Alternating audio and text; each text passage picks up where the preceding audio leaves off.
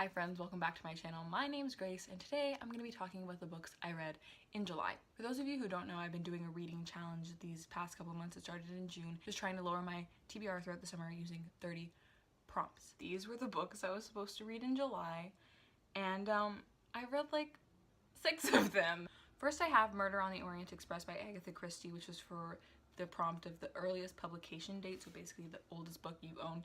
I didn't get to read this. I'm gonna give you a quick spoiler for this video.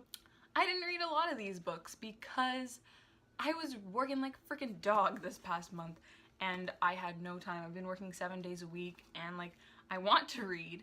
Wish I had time to read. By the time I get home, all I want to do is sleep. That's gonna be my excuse for all of them that I didn't read. I want to read this. I'll probably leave it on my TBR for August, but I didn't get to it.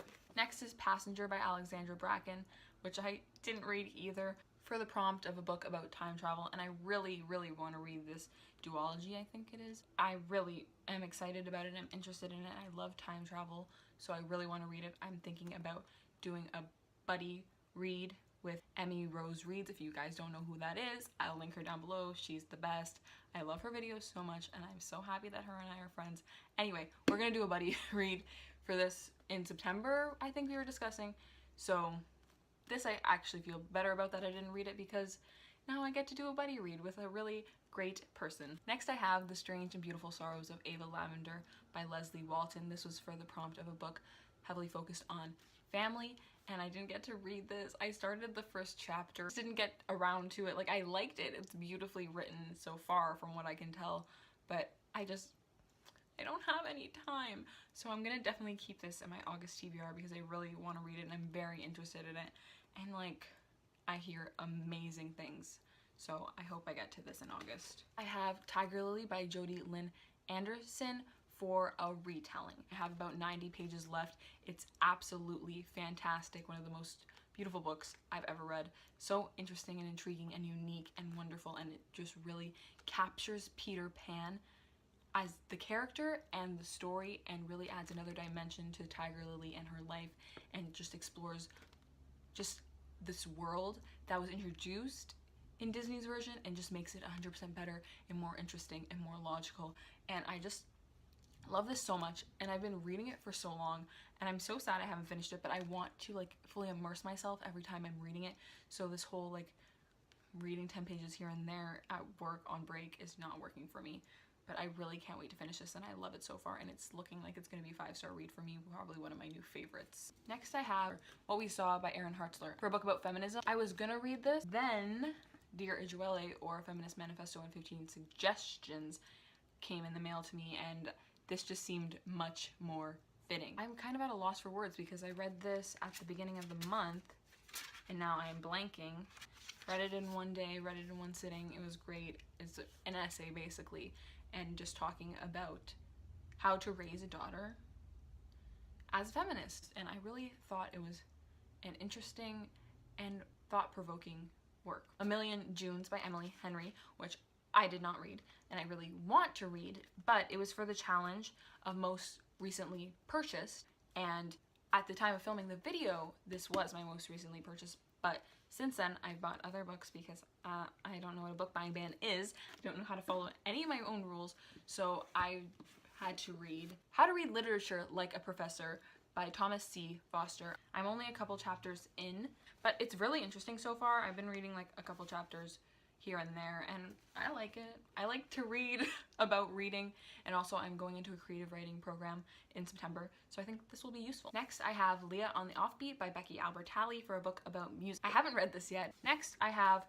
P.S. I Still Love You by Jenny Han and Always and Forever Laura Jean by Jenny Han. P.S. I Still Love You was for a book you wanted to read in 2017 but didn't have time for, and I read this and I loved it. It was so fun, so cute. I love Jenny Han's writing and just she makes me feel all warm and fuzzy inside, okay? Always and Forever Laura Jean is a book you've been looking forward to but haven't had time for, which I consider just this entire series I've been looking forward to since last year when this book came out, but I haven't had time for it. But yeah, now I'm reading it for BookTubeathon. It's my first book. I'm 100 pages in. I love it. The characters are great.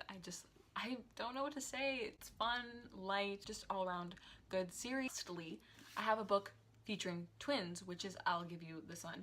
See, when I was writing the prompt for a book featuring twins, I'll Give You the Sun was the book I had in mind for that, but I didn't read this month because it's a big one, big pages, and I've been hyping this up for myself so hard. It's my sister's favorite book, and I got too nervous. So instead, I ended up reading anyway The King's Men by Nora Sakavic, which I forgot to put in my July TBR. I did this for a buddy read, and I don't know how I forgot that this book is featuring twins. It's a pretty big part of it, if I'm being honest. I mean, it's not the main characters, but big part of it. The King's Men in the third book in the All for the Game series or the Foxhole Court series.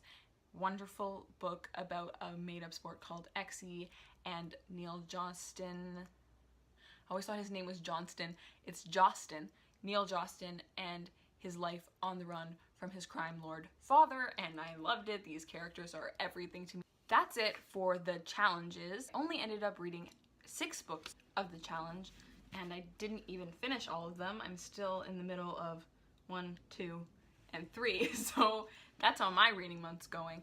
But I also managed to listen to Every Heart a Doorway by Shauna McGuire, which is the first book in the Wayward Children series. I'm sure you know what it's about because it's extremely popular here on BookTube, but it follows the children from fictional worlds after they come back from these fictional worlds and they have to adjust to our world. And it's about the school that they go to that helps them recover from it.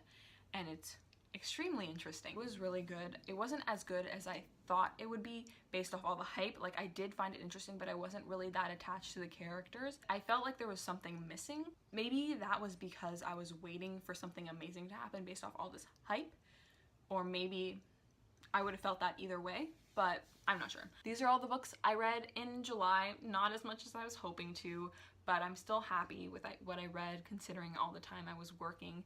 Hopefully August will be better because I'm going on vacation with my family, so we'll have a lot of driving time to read. Thank you so much for watching. I'm gonna go continue reading because it's BookTubeathon, and I will talk to you guys later.